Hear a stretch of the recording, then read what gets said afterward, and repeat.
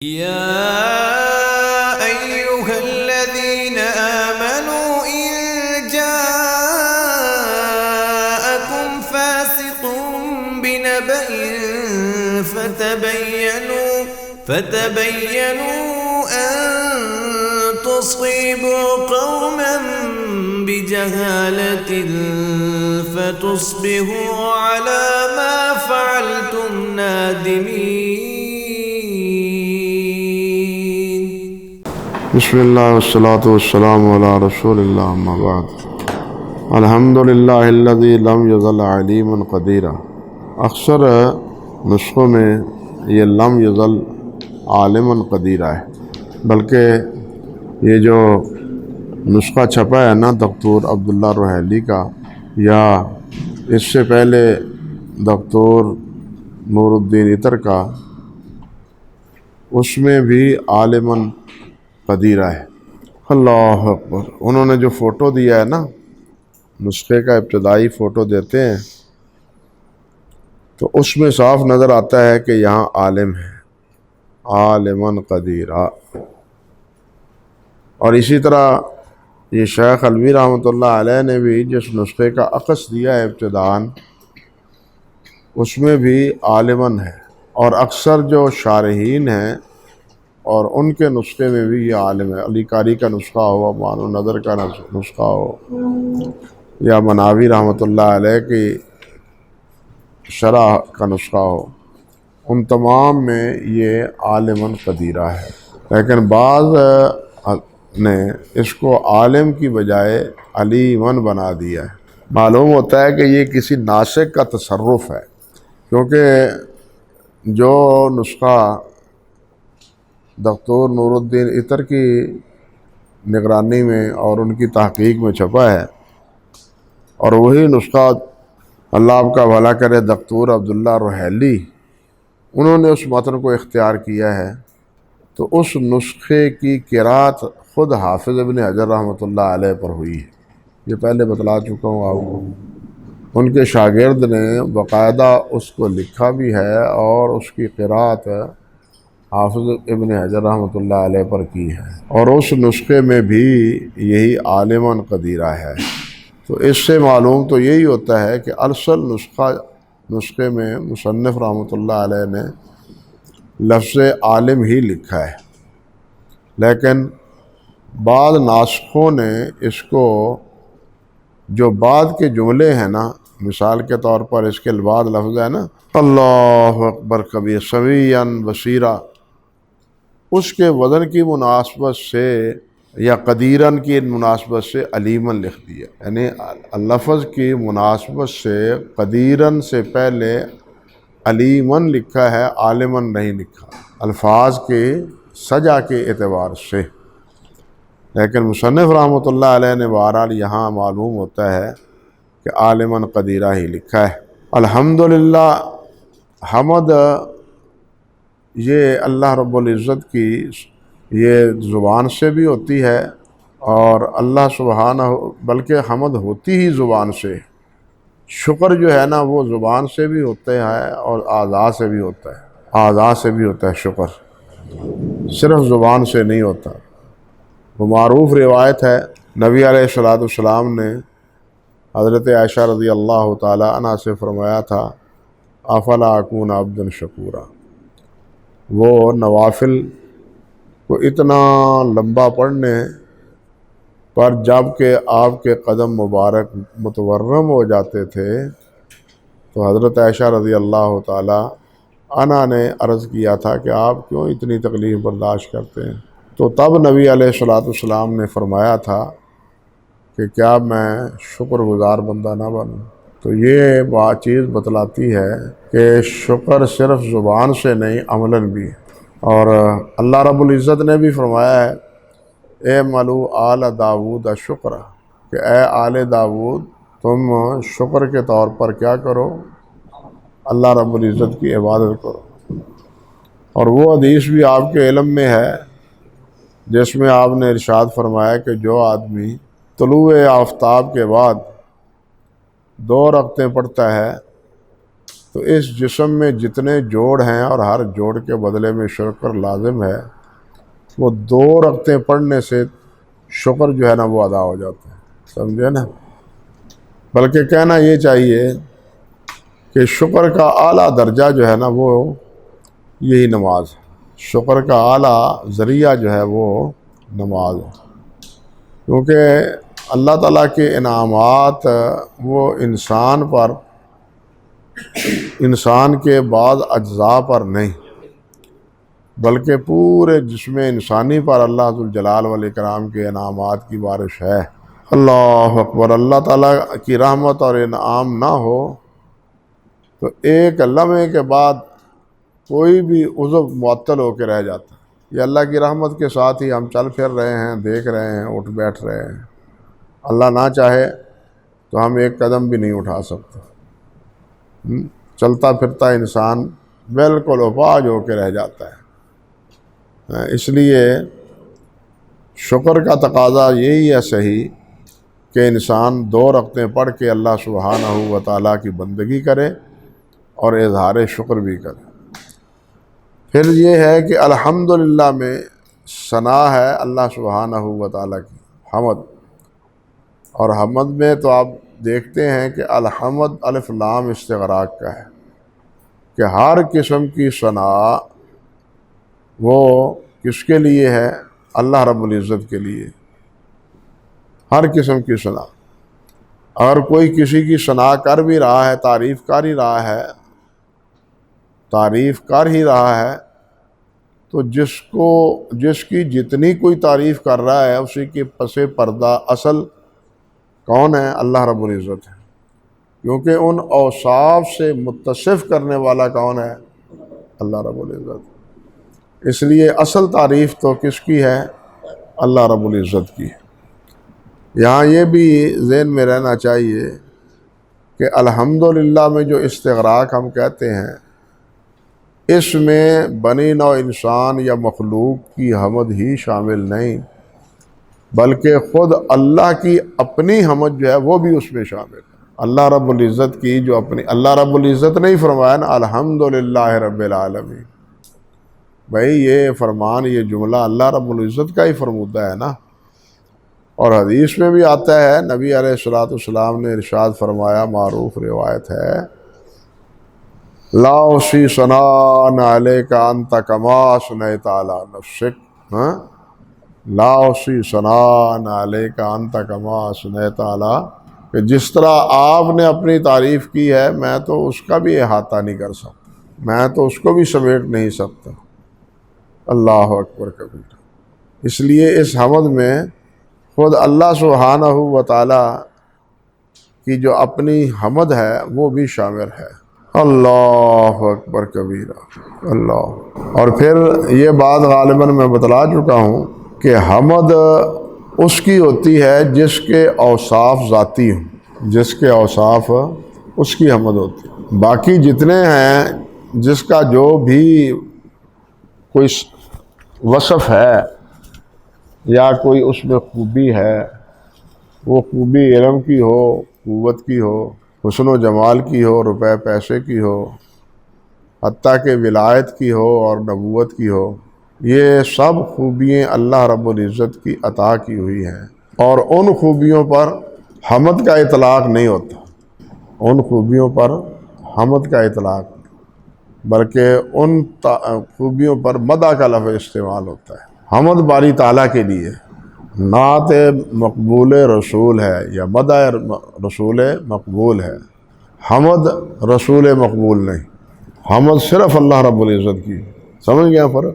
کیونکہ اللہ رب العزت کے جتنے اوصاف ہیں وہ خود اللہ رب العزت کے ذاتی ہیں، کسی کے عطا کیے ہوئے نہیں ہیں، کسی کے کہنے پر اللہ رحمان رحیم نہیں بنا، کسی کے کہنے پر وہ غفار اور غفور نہیں بنا، وہ اپنی ذات میں خود غفار ہے، غفور ہے، رحمان ہے، رحیم ہے، وہاب ہے۔ یہ ساری صفتیں اللہ سبحانہ و تعالیٰ کی ذات کے ساتھ شامل ہیں۔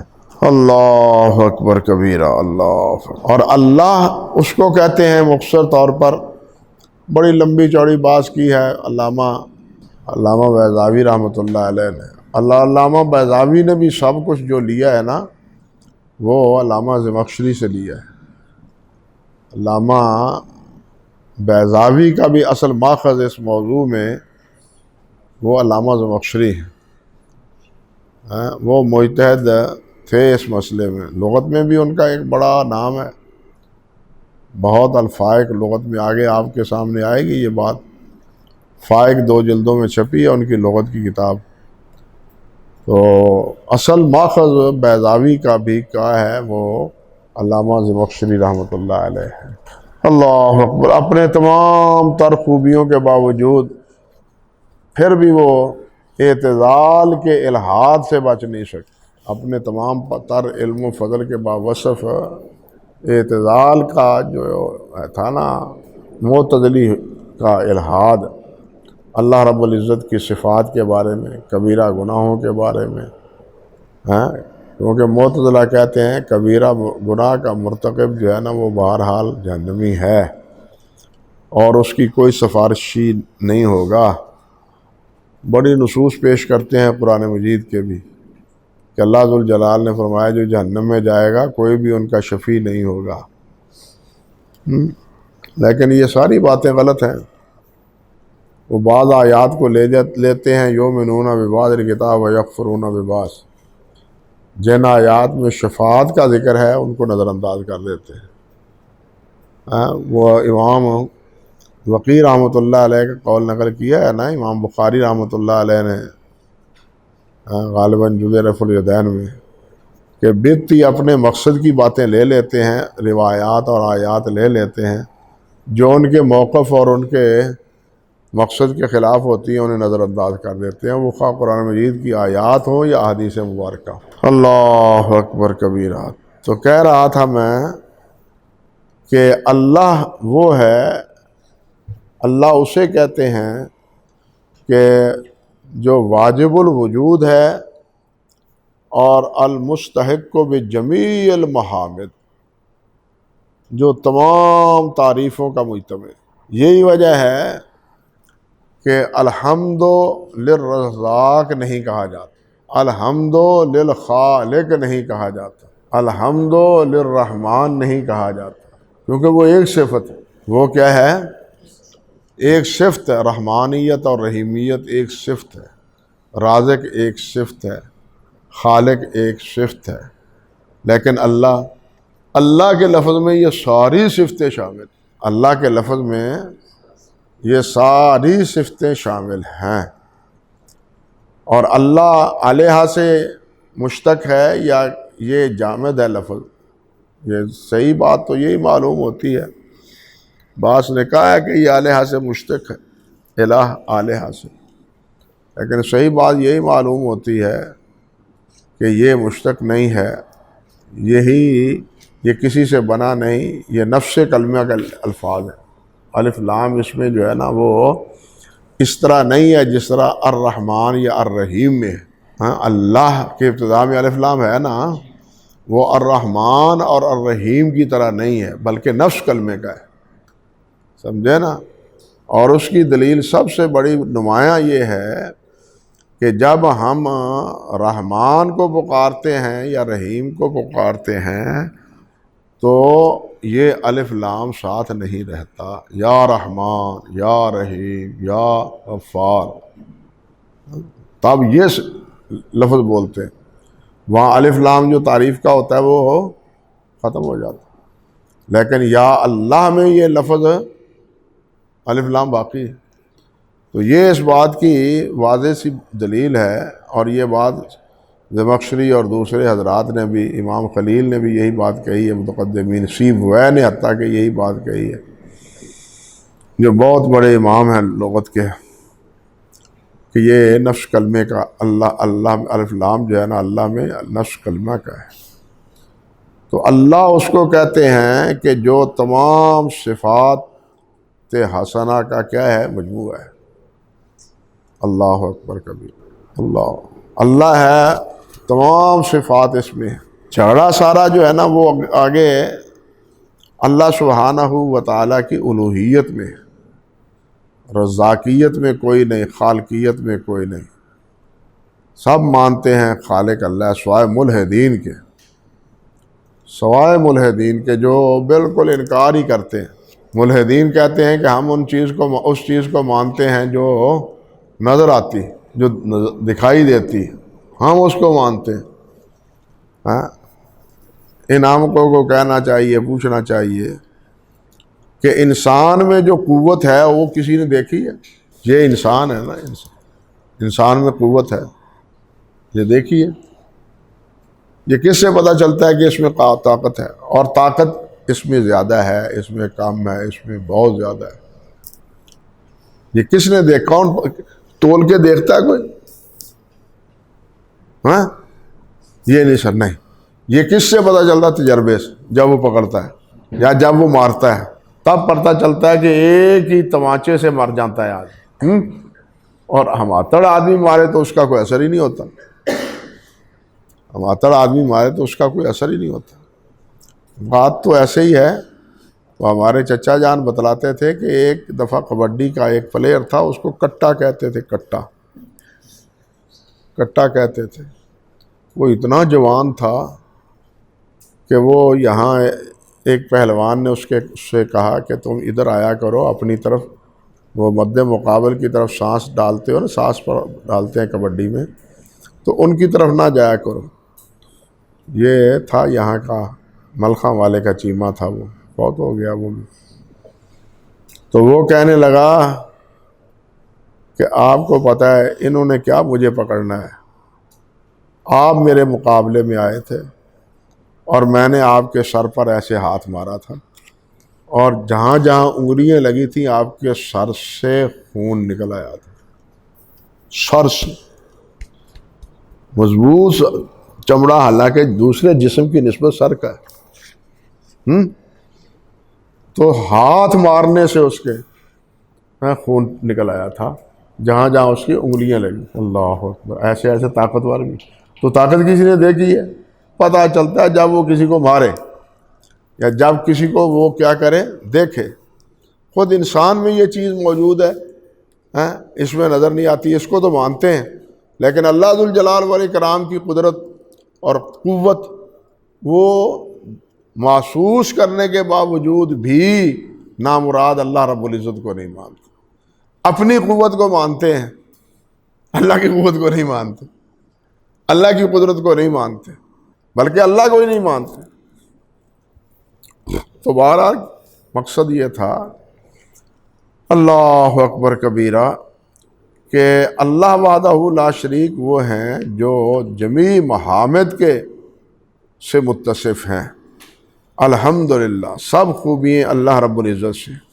اور حمد سے ابتدا مصنف رحمۃ اللہ علیہ نے، حافظ رحمۃ اللہ علیہ نے کی ہے، اس لیے کہ قرآن مجید کی ابتدا بھی کس سے ہوتی ہے؟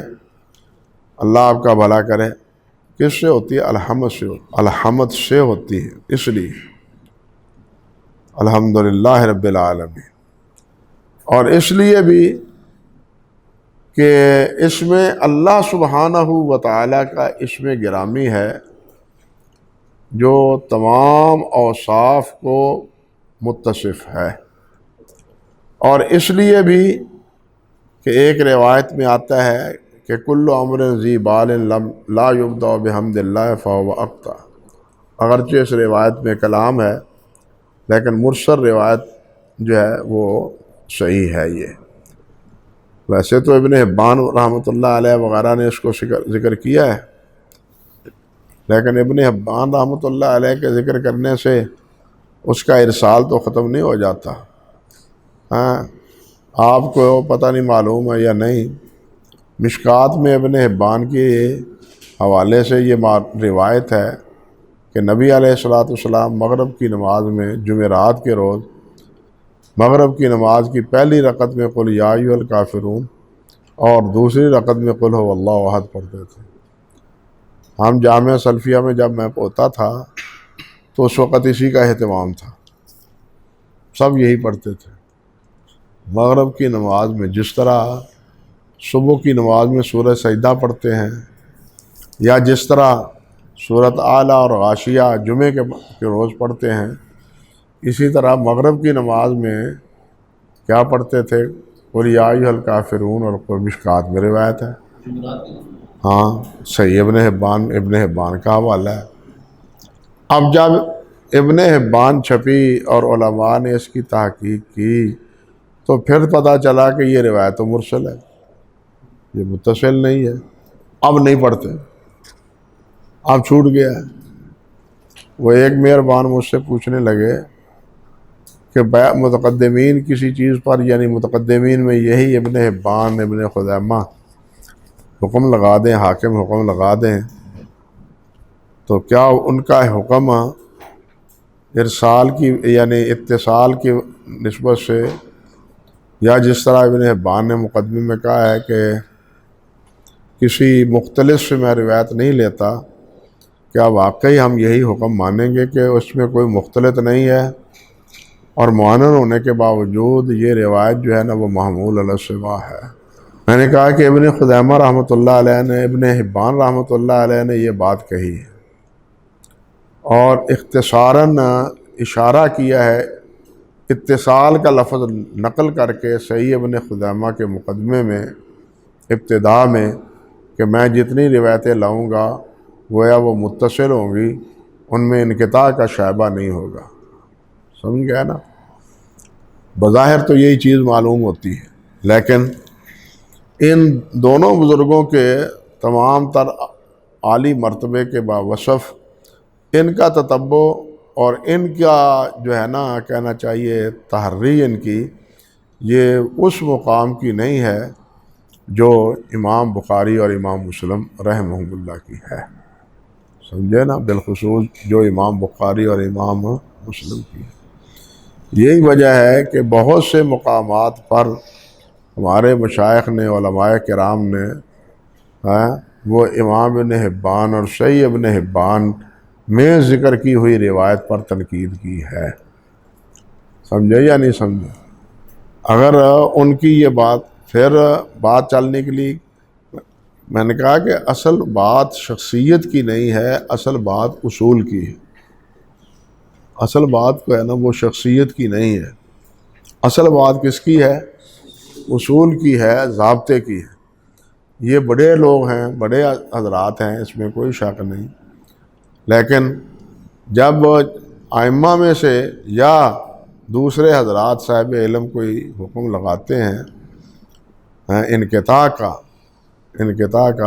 تو بہرحال وہ حکم خطرے سے خالی نہیں ہے، وہ حکم خطرے سے خالی، تو یہ بہرحال ایک خطرے کی علامت تو ہے، خطرے کی علامت تو پیدا ہو گئی نا۔ اب امام مسلم رحمۃ اللہ علیہ نے اپنے ضابطے کے مطابق کہ معاصر آدمی ہو تو اس کی روایت محمول علی الاتصال ہے، محمول علی الاتصال ہے، مگر جب یہی حضرات امام بخاری، امام علی مدینی، امام محمد وغیرہ یہ کہہ دیں، ابو حاتم، ابو زرع کہہ دیں کہ یہاں یہ سماع نہیں ہے تو اس میں انقطاع مان لینا چاہیے۔ اور یہ مسلم میں ایک ہی روایت نہیں ہے، کئی روایات ہیں۔ آپ اگر پڑھیں نا جامع التحصیل حافظ کلدی رحمۃ اللہ علیہ نے، تو اس کی انہوں نے کئی مثالیں دی ہیں کہ یہاں امام مسلم نے یہ اور یہ روایت ذکر کی ہے، لیکن اس پر فلاں فلاں فلاں امام نے انقطاع کا، عدم سماع کا حکم لگایا ہے۔ تو بہرحال پابندی قاعدے کی ہے، قانون کی ہے، شخصیت کی نہیں ہے۔ ہاں ایک شخصیت ہے جو اس ایک اصول کو مانتی ہے اور بظاہر وہ اصول وہاں پورا ہوتا ہمیں نظر نہیں آتا، وہاں بظاہر ہمیں وہ اصول پورا ہوتا ہوا نظر نہیں آتا، تو ایسے موقع پر ہم یہی کہیں گے کہ ان کے ہاں ان کا اتصال یا ان کی تصریح سماع ان کے ہاں کسی نہ کسی روایت میں ثابت ہے، کیونکہ ان کا جو تتبع ہے امام بخاری کا یا امام کہنا چاہیے احمد کا یا امام علی بن مدینی کا، وہ بہرحال ان متاخرین حاکم ہوں یا ابن خزیمہ یا ابن حبان ہوں، ان کا نہیں ہے، ان کا نہیں ہے۔ اللہ اکبر کبیرہ۔ خیر بات ضمناً آئی کہاں سے کہاں پہنچی کہ یہ ابن حبان کی روایت ہے لیکن مرسل ہے۔ ہاں وہ مرسل اور بھی ہے، ہم اس پر عمل کرتے رہے ہیں، لیکن اب وہ متروک ہو گئی، پتہ بعد میں چلا۔ یہ پتہ چلتا ہے علم جو ہے نا اس کی کوئی انتہا نہیں ہے۔ اللہ اکبر۔ تو یہ ہے الحمدللہ۔ ابن حبان میں ہے روایت نا، انہوں نے تو اپنی صحیح میں ذکر کی، وہ ابن حبان کی بات یہاں سے پیدا ہوئی کہ کل امر ذی بال لم یبدا، یہ کیا نام ہے، ابن حبان میں بھی ہے، ابو عوانہ میں بھی ہے، ابن ماجہ میں بھی ہے، بہقی کی السنن میں بھی ہے، دارقطنی کی العلل میں بھی ہے، اور سنن میں بھی ہے۔ بات یہاں سے چلی تھی، سمجھا نا؟ جی استاد جی۔ ہاں جی میں نہیں سمجھا، ابھی نہیں، آہستہ بات کریں۔ صحیح مسلم کی جس روایت کا میں نے سوال کیا تھا، تو اس میں ہم امام بخاری کا موقف یعنی رکھ کر اس روایت کو یعنی منقطع کہیں گے یا امام مسلم رحمہ اللہ کی یعنی شروط کے تحت صحیح مانیں گے؟ دیکھیے جو معنوی اشکال آپ نے ذکر کیا تھا نا، وہ تو نہیں بنتا کہ پیش بندی پہلے کے گناہ معاف کرنے کے کیا معنی، یہ کوئی اشکال نہیں۔ کیوں کہ اس کی نظیر میں موجود ہے کہ نبی علیہ السلام نے فرمایا تھا اہل بدر کے لیے کہ اعملوا ما شئتم فقد غفرت لکم، یہ پیشگی ہے نا کہ آئندہ کی وہ جو غلطی ہیں ہم نے وہ بھی تمہیں معاف کر دی۔ اس لیے متن کے اعتبار سے اس پر کوئی اعتراض ممکن نہیں، درست نہیں۔ ہاں سند کے اعتبار سے یہ ایک خطرہ ہے انقطاع کا۔ گویا دو ائمہ کی رائے ہے، ایک امام بخاری کی رائے ہے انقطاع کی، ایک رائے امام مسلم رحمۃ اللہ علیہ کی ہے، لیکن زیادہ محتاط یعنی پھر ایک مسئلہ ہے یہاں، ایک ہے امام بخاری کہتے ہیں لم اعرف سماع بعضهم عن بعض، کبھی یہ لفظ بولتے، کہیں وہ کبھی بولتے ہیں لم یسمع فلان عن فلان، دونوں میں فرق، سمجھ رہے ہیں آپ؟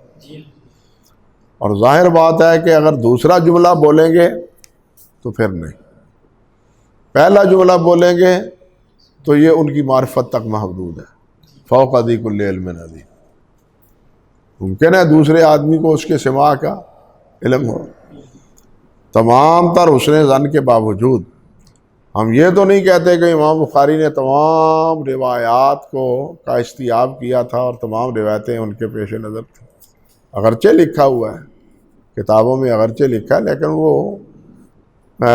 وہ قواعد منطقیہ اور کلیہ نہیں ہے، یا حساب کے وہ 2 اور 2 4 کی طرح نہیں ہے، اکثری ہوتی۔ آپ یہی دیکھ لیں صحیفہ حمام بن منبہ ہے نا، اب صحیفہ حمام ان ابی ہریرہ ہے، حمام ان ابی ہریرہ ہے، اب اس میں کوئی نہ انقطاع ہے نہ ضعف ہے، کسی قسم کی کمزوری کا کوئی شائبہ یہاں نہیں، اور اس پورے صحیفے کو ایک ہی جگہ امام احمد بن حنبل رحمۃ اللہ علیہ نے مسند ابی ہریرہ میں ذکر کیا ہے، مگر اس صحیفے کی ساری روایتیں بخاری میں نہیں ہیں نہ مسلم میں، بات سمجھے؟ یہ ایک موٹی سی بات ہے، اور خود امام بخاری رحمۃ اللہ علیہ نے بھی یہ فرمایا ہے کہ میں نے تمام صحیح حدیث کا استیاب نہیں کیا۔ امام بخاری کے قول میں پھر ایک احتمال ہے، لیکن یہاں جو میں نے مثال دی ہے اس میں تو کوئی احتمال کی گنجائش رہتی نہیں، وہاں احتمال کی گنجائش یہ ہے کہ ساری صحیح اسانید کو میں نے ذکر نہیں کیا، کیونکہ محدثین جب حدیث کا جمل کہتے ہیں اتنی احادیث ہیں تو وہ متون مراد نہیں لیتے بلکہ اس کے اسانید مراد لیتے ہیں، بات سمجھے یا نہیں سمجھے؟ اس کی کیا مراد لیتے ہیں؟ اسانید مراد لیتے ہیں۔ اس لیے امام بخاری نے جو یہ فرمایا کہ میں والصحیح و کثیر، ہاں حدیث سے صحیح بہت سی ہیں، تقریباً یہ جملہ ہے. اب اس میں یہی احتمال ہے کہ یہ کثیر کتنی ہے صحیح. حالانکہ امام احمد سے پوچھا گیا تو وہ فرماتے ہیں کہ صحیح حدیث زیادہ سے زیادہ 10,000 ہے. ہاں زیادہ سے زیادہ. ابن جوزی کہتے ہیں تمام احادیث بھی، آثار بھی، موقوف بھی، مرفوع بھی، یہ سب اکٹھی کر لیں تو 50,000 سے زیادہ نہیں. یہ السید الخاطر میں انہوں نے کہا ہے، یہ آئے گی شاید آگے بعض. 50,000 سے زیادہ نہیں. جمع الجوامع سیوطی کی، جس میں انہوں نے مرفوع، فعلی اور موقوف کو بھی نقل کی ہیں اور آثار بھی جمع کیے ہیں، جن کو پھر ترتیب دیا ہے کنز العمال میں علامہ متقی رحمۃ اللہ علیہ نے. تو ان کی تعداد بھی 42,000 سے زیادہ نہیں ہے، 40,000 سے کچھ اوپر ہے. ترقیم ان کی لکھی موجود ہے. تو اس سے پتہ چلتا ہے کہ حافظ ابن جوزی رحمۃ اللہ علیہ نے جو بات کہی ہے نا وہ درست ہے. بہت آگے چھال لگا رہے ہیں یار 1 لاکھ کہہ دیں گے، ہاں اس وقت 1 لاکھ کہہ دیں. لیکن جو محدثین فرماتے ہیں کہ امام ابن ابو زرع کو 7 لاکھ کا حدیث ہے، احمد کو 6 لاکھ ہیں، امام بخاری کو 6 لاکھ ہیں، فلاں کو اتنے لاکھ ہیں. تو یہ اب کہاں گئی روایتیں؟ یہ لاکھوں کی تعداد کہاں ہے؟ کیا مطلب ہے اس کا؟ ہاں تو اس کا مطلب وہی اسانید ہے. اور اس میں صرف متون نہیں ہیں بلکہ صحابہ اور تابعین کے اقوال بھی شامل ہیں. اس میں صحابہ کے اور تابعین کے اقوال بھی شامل ہیں. سمجھے نا؟ یہ خبر کی بات آگے جب آئے گی نا حدیث کی، وہاں بھی یہ کچھ باتیں ہوں گی. الحمدللہ الذی لم یزل علیما عالما قدیرا. اللہ اکبر، اللہ ذو الجلال جو ہمیشہ سے عالم ہے، ہمیشہ سے عالم، یعنی اللہ کا علم بعد از تخلیق نہیں ہے. کیا مطلب ہے؟ کہ اللہ کا علم تخلیق کے بعد نہیں.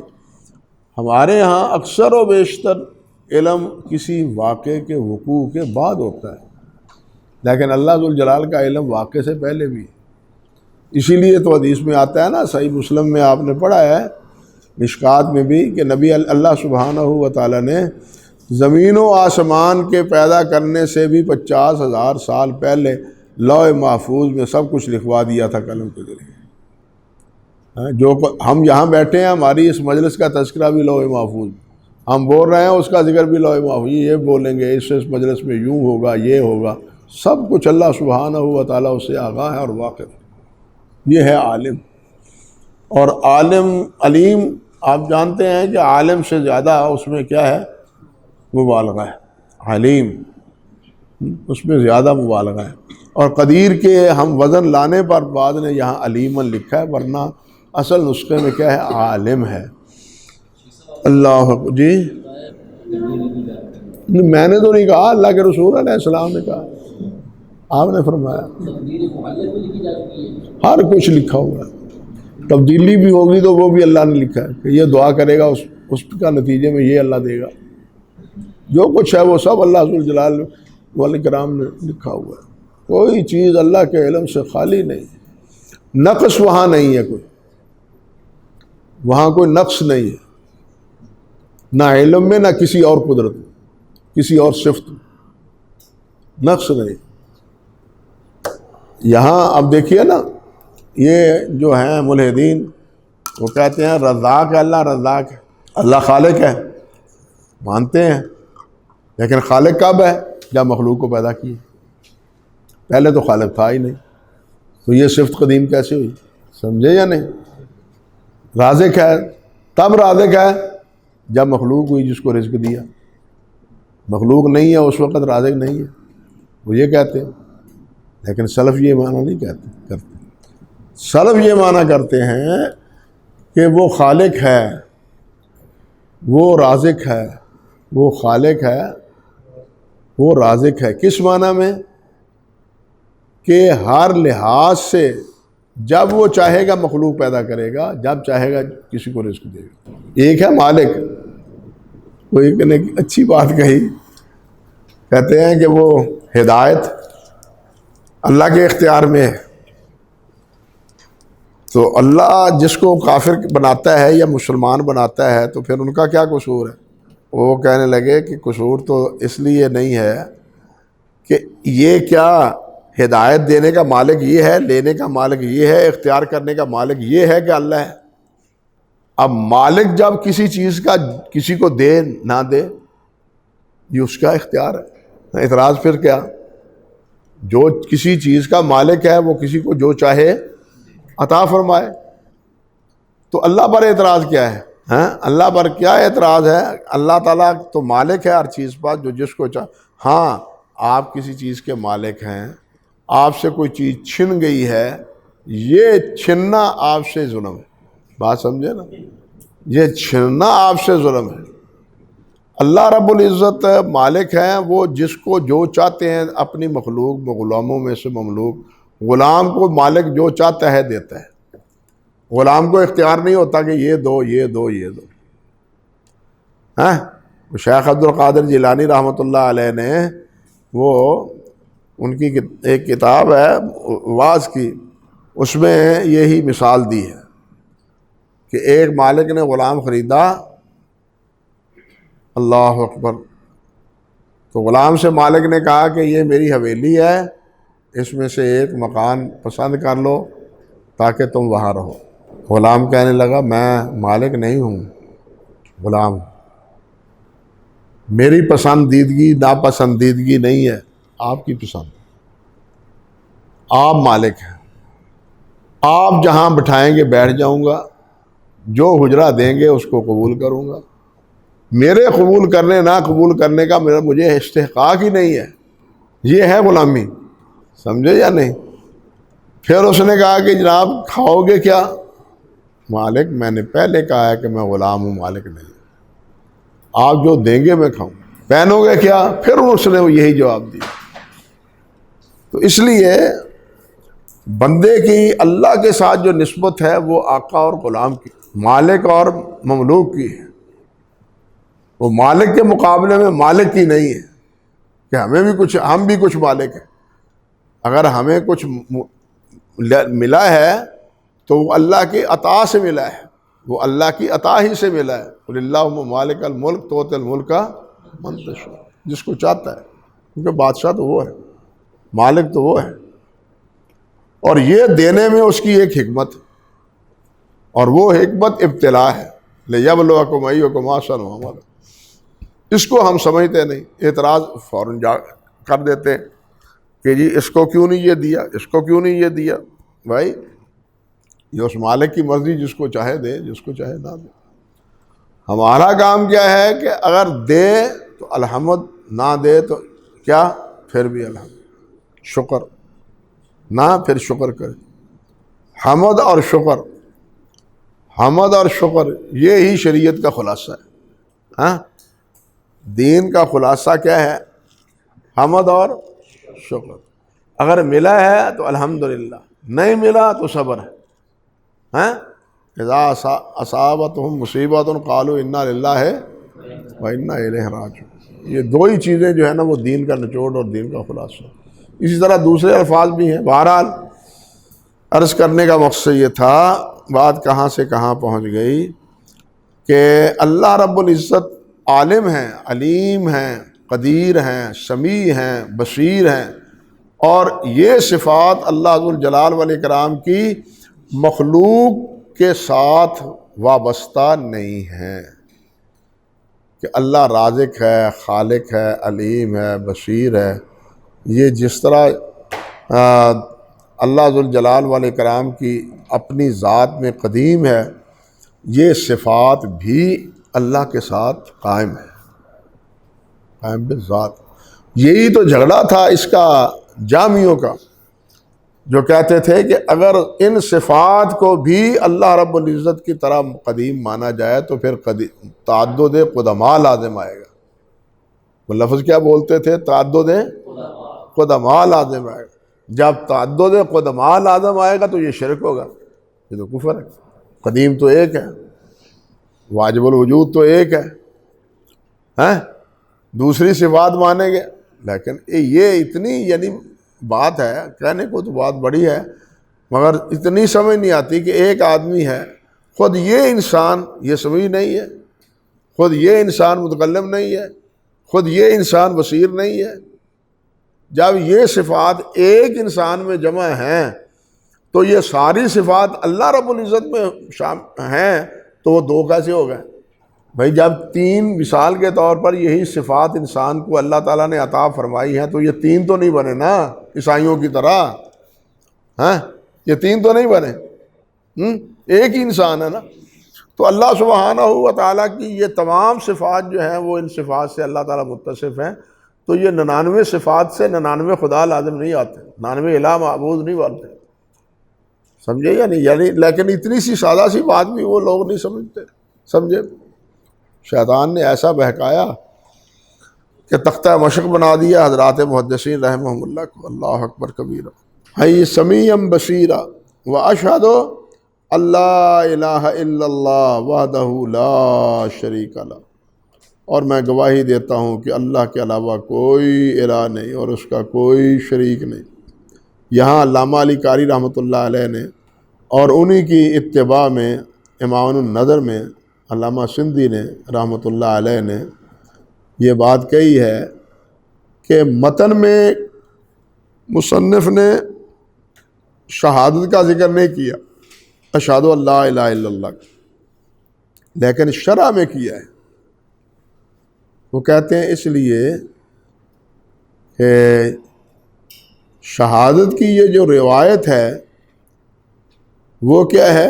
وہ ضعیف ہے، اس لیے متن میں ذکر نہیں کیا اور شرح میں اس کو ذکر کر دیا کہ فضائل اعمال میں تو چلو کچھ نہ کچھ گنجائش ہے، کچھ نہ کچھ گنجائش ہے اللہ۔ لیکن ان دونوں بزرگوں کی یہ بات محل نظر، اس لیے کہ حافظ ابن حجر رحمۃ اللہ علیہ نے اس روایت کو ضعیف نہیں کہا، بلکہ اس روایت کو شرط بخاری پر صحیح نہیں کہا، یہ کہا کہ یہ صحیح شرط بخاری پر صحیح نہیں ہے۔ تو یہ بات علامہ رحمۃ اللہ علیہ کی، قاری رحمۃ اللہ علیہ کی درست نہیں۔ کیوں کہ حافظ نے فرمایا ہے لیس علی شرط ہی، یہ بخاری کی شرط پر نہیں ہے، تضعیف نہیں کی۔ اللہ اکبر کبیر۔ اور دوسری بات انہوں نے یہ کہی ہے کہ انما تحتاج الیہ فی الخطب دون الرسائل، کہ اس کا تعلق کتابت سے ہے، خطابت سے نہیں ہے، کتابت سے، خطابت سے ہے۔ خطبے میں اشہد ان لا الہ الا اللہ، کتابت میں نہیں، کتاب کے لکھنے میں نہیں۔ کتاب میں وہ جیسے آگے آ رہا ہے اما بعد ہے، لکھنے میں بھی خطاب میں بھی، لیکن اشہد اللہ شہادت وہ کس میں ہے؟ خطاب میں ہے، کتاب میں نہیں، لازم نہیں، سمجھے؟ لفظ انما تحتاج الیہ فی الخطب دون الرسائل والوثائق۔ اللہ اکبر کبیرہ۔ اللہ تو فرمایا واشہد ان لا الہ الا اللہ وحدہ لا شریک لہ، میں گواہی دیتا ہوں کہ اللہ کے علاوہ کوئی معبود نہیں اور وہ اکیلا ہے، اس کا کوئی شریک نہیں۔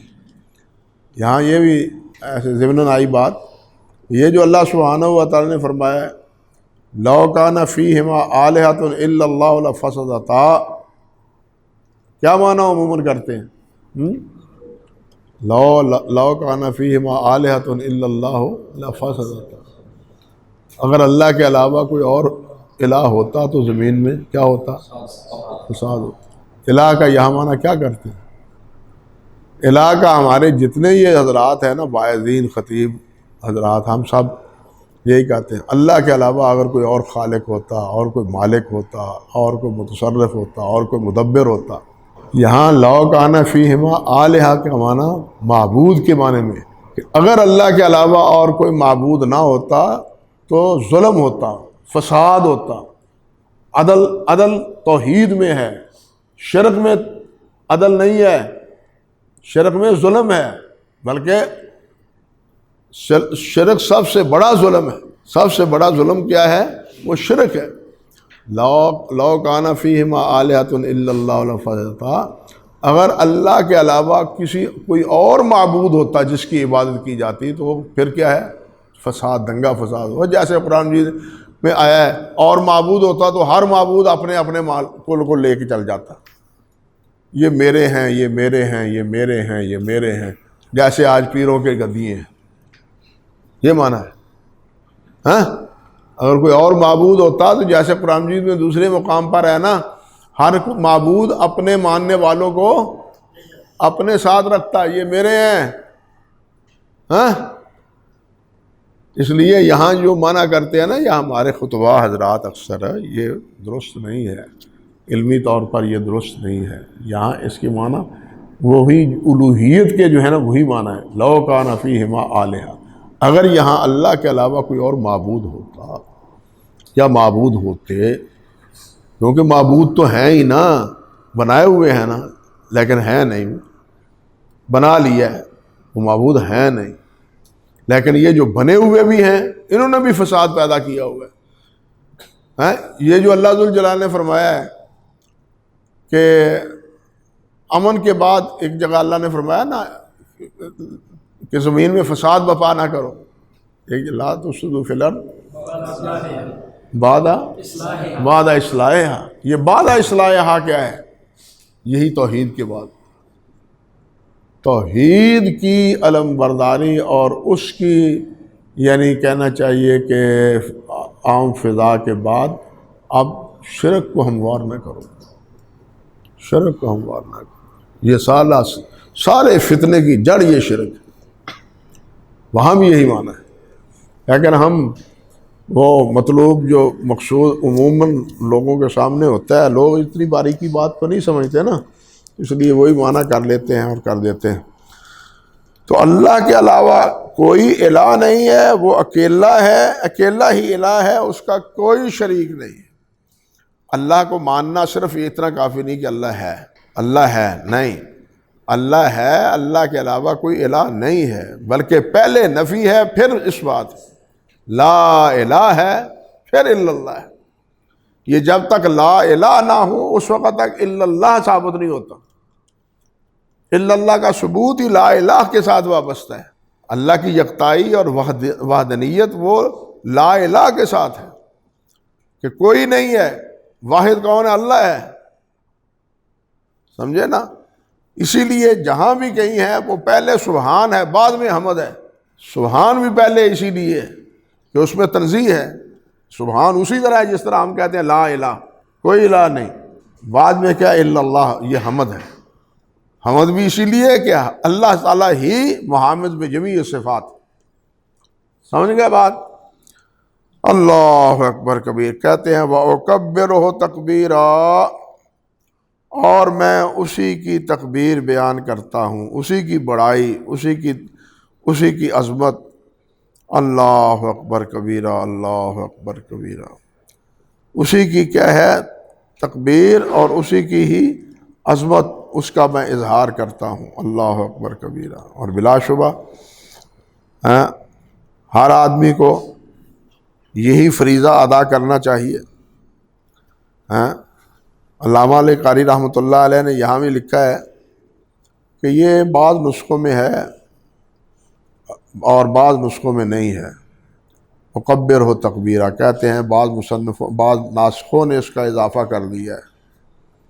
لیکن یہ جو دکتور زحیلی کے رحیلی کے تحقیق سے نسخہ چھپا ہے یا شیخ نور الدین عطر کی تحقیق سے، اس میں بھی اکبر ہو تکبیرہ موجود ہے. اگر کسی نسخے میں نہیں ہے تو یہ ناسخ کی غلطی سے نہیں. سمجھے یا نہیں؟ اکبر ہو تکبیرہ، اسی یکتا اکیلے کی میں تک بیان کرتا ہوں کبریائی. یہی معنی صحیح. وہی اکیلا اس لائق ہے کہ اس کی بڑائی اور اس کی کبریائی بیان کی جائے. الحمدللہ الذی لم یتخذ ولد ولم یکن لہ شریک فی الملک ولم یکن لہ ولی من الذل وکبرہ تکبیرا، اسی کی تکبیر، وَأُكَبِّرْهُ تَكْبِيرًا، اللہ اکبر کبیرہ۔ آپ دیکھیں پہلا حکم ہی اللہ ذوالجلال نے یا ایھا المزمل قم اللیل یا ایھا المدثر قم فانذر وربک فکبر وربک۔ نبی علیہ السلام نے عدی سے فرمایا تھا، عدی من اکبر من اللہ، اللہ سے بڑا کون ہے؟ عدی بن حاتم جب آئے تھے نبی علیہ السلام کی خدمت میں تو جہاں باقی باتیں آپ نے ارشاد فرمائی ان میں ایک بھی اللہ سے بڑا کون ہے؟ من اکبر من اللہ۔ اس لیے بڑا سب سے کون ہے؟ باقی سب چھوٹے ہیں۔ اور کاش کے مسلمانوں کو یہ بات سمجھ آ جائے، کاش مسلمانوں کو سمجھ آ جائے۔ زبان سے ہم اللہ اکبر کہتے ہیں، اور کتنی بار اللہ ذوالجلال نے یہ فکر راسخ کرنے کے لیے شریعت میں اللہ اکبر کا ذکر کتنی بار اذان میں ہے، کتنی بار نماز میں ہے، کتنی بار جناب تکبیرات میں ہے، کتنی بار یہ حج کے موقع پر ہے، عیدین کی نماز میں کتنی بار ہے۔ یہ بار بار جو اللہ اکبر اللہ اکبر اللہ اکبر کا اس کی صدا بلند کرنے کا حکم ہے، یہ اسی لیے ہے کہ تمہارے فکر میں اللہ رب العزت کی کبریائی کا تصور غالب رہے، باقی سب نیچے رہیں۔ لیکن کہنے کے باوجود اللہ بڑا نہیں رہتا، بڑے کچھ اور بنے ہوتے ہیں، انہی سے ہم انہی کو حاجت روا اور مشکل کشا کہتے ہیں، اور انہی کو اپنے انداتا اور داتا کہتے ہیں۔ یہی مصیبت ہے نا۔ اگر اللہ اکبر کہا جائے، مانا جائے، تو پھر شرک نہیں ہوتا، کوئی سپر طاقت نہیں ہوتی، پھر کوئی سپر طاقت نہیں ہوتی۔ مجھے اس وقت یاد نہیں ہے، کبھی یاد آیا تو میں دیکھ کے بتلاؤں گا۔ ایک محدث کہتے ہیں کہ عید کا مزہ فلاں شہر میں آتا ہے اور روزے رکھنے کا مزہ مکہ مکرمہ میں آتا ہے۔ کیوں؟ کہ مکہ مکرمہ میں روزے رکھتے ہیں، تراویح پڑھتے ہیں، ہر 2 رکعتوں کے بعد طواف کرتے ہیں، 2 یا 4 رکعتوں کے بعد طواف کرتے ہیں، ساری رات یہی اللہ کے ذکر میں اور اللہ کی بندگی میں وقت گزر جاتا ہے۔ اور جس شہر کا نام لیا، اب مجھے وہ شہر کا نام بھی یاد نہیں ہے، وہ شہر یورپ کی سرحد پر ہے، عیسائیوں کی سرحد پر ہے، اور اس سرحد پر ہم نماز پڑھتے ہیں جا کے اسلحے سے لیس ہو کے، اور اللہ اکبر کی صدائیں گونج رہی ہوتی۔ کیا مزہ ہے، سمجھے یا نہیں؟ یعنی سرحد پر، بالکل سرحد پر، دشمن کی سرحد پر ہم وہاں نماز عید پڑھتے ہیں اور اللہ اکبر کے ترانے ہم گا رہے ہوتے ہیں، مزہ آ جاتا ہے وہاں عید پڑھنے کا۔ اللہ اکبر۔ تو یہ ہے تصور، اصل میں یہ تصور راسخ ہو جائے تو تمام معبودان باطلہ وہ زندہ ہوں یا مردہ ہوں سب ختم ہو جاتے، سمجھے بات؟ تو وَأُكَبِّرْهُ تَكْبِيرًا، میں اسی کی بڑائی بیان کرتا ہوں، یعنی اللہ کے حکم کے مطابق وَكَبِّرْهُ تَكْبِيرًا۔ حافظ نے ذکر کیا ہے واقعی کے حوالے سے فتح الباری میں کہ نبی علیہ السلام کی زبان اقدس سے پہلا جملہ جو نکلا ہے وہ یہی اللہ اکبر کا نکلا۔